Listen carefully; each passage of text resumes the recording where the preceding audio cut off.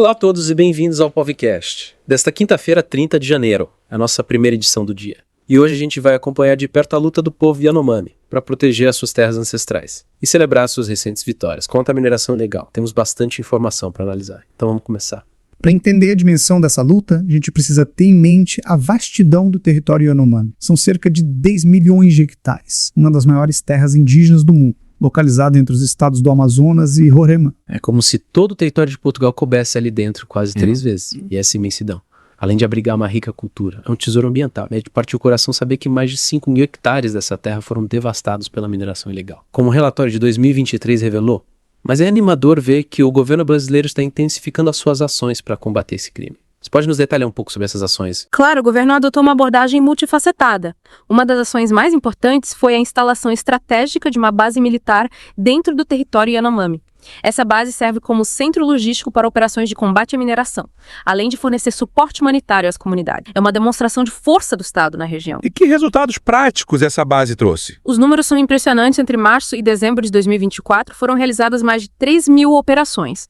Imagine só, 30 quilos de ouro apreendidos, 410 acampamentos ilegais destruídos, 26 aeronaves e 50 pistas de pouso clandestinas desativadas. Uau, que impacto isso teve na atividade garimpeira? Tivemos uma redução de 96% no surgimento de novos garimpos ilegais em setembro de 2024, comparado com 2022.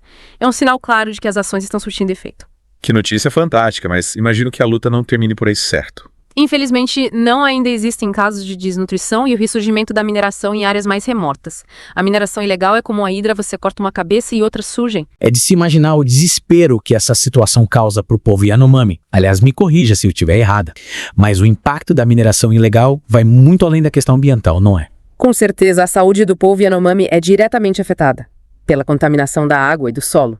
Sem falar no impacto social com a desestruturação das comunidades e a perda das suas tradições ancestrais. É um ciclo de destruição. Diante dessa teia complexa, que outras estratégias o governo está utilizando para combater esse problema? Além da repressão direta, o governo está migando na infraestrutura que sustenta o garimpo ilegal, como o transporte de combustível e alimentos. É como cortar o mal pela raiz. Também houve mudanças legislativas importantes, como a obrigatoriedade da nota fiscal eletrônica para a compra de ouro. Falando em nota fiscal eletrônica, como exatamente essa medida ajuda no combate ao garimpo ilegal? A nota fiscal eletrônica permite rastrear a origem do ouro, dificultando a legalização do ouro extraído ilegalmente.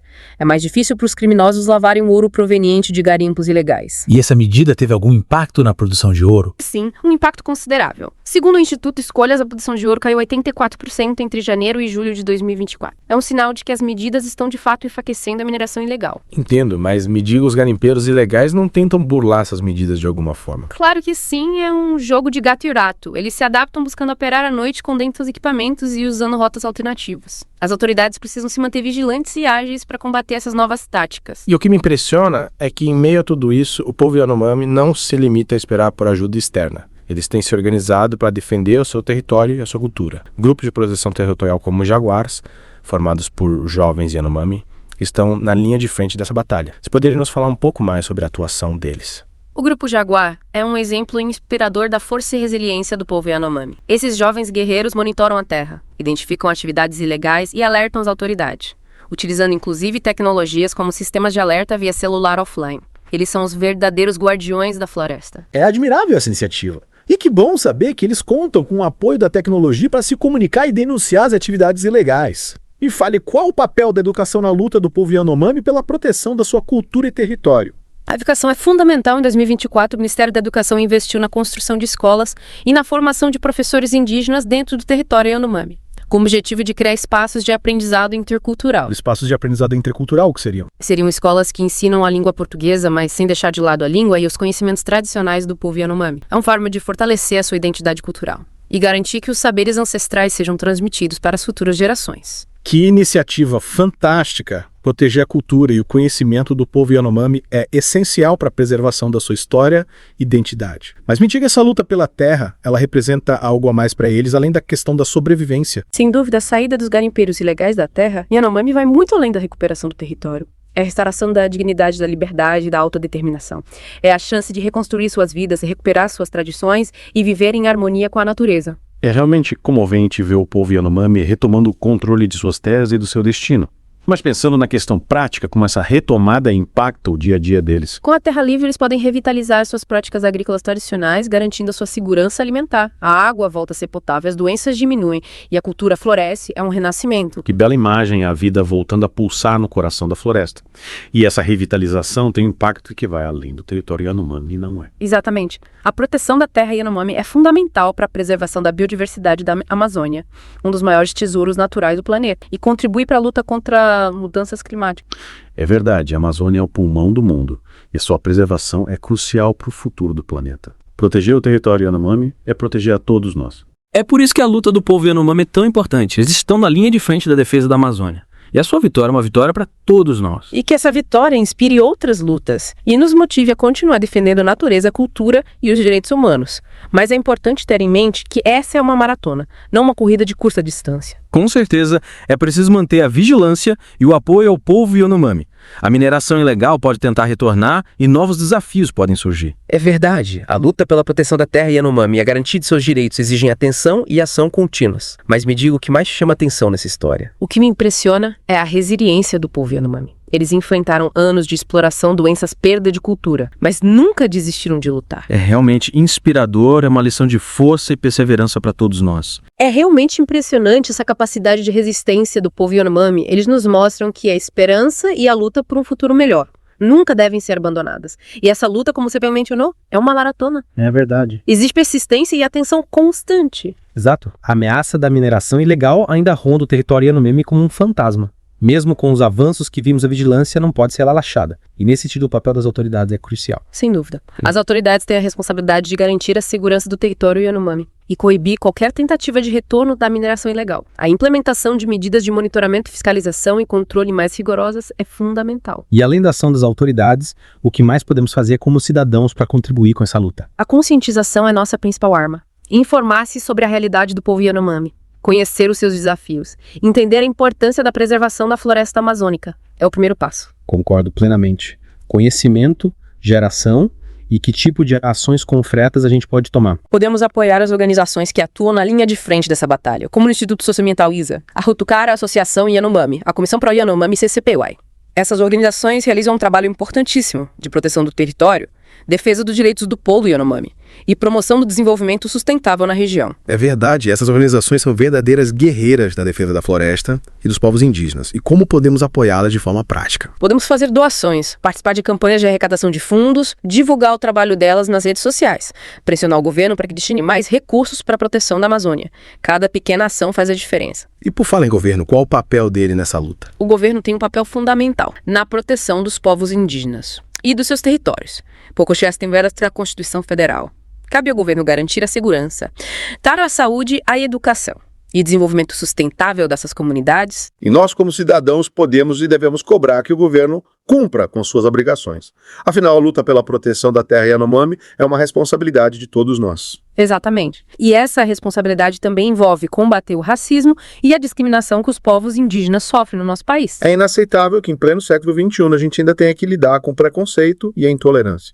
Combater o racismo é uma tarefa urgente e necessária para a construção de uma sociedade mais justa e igualitária. Concordo, precisamos desconstruir os estereótipos, valorizar a cultura indígena e lutar pelos seus direitos. A diversidade cultural é uma riqueza que a gente deve celebrar. E proteger a cultura indígena também significa garantir que os seus conhecimentos tradicionais sejam preservados. A medicina tradicional, a agricultura sustentável, a cosmovisão indígena.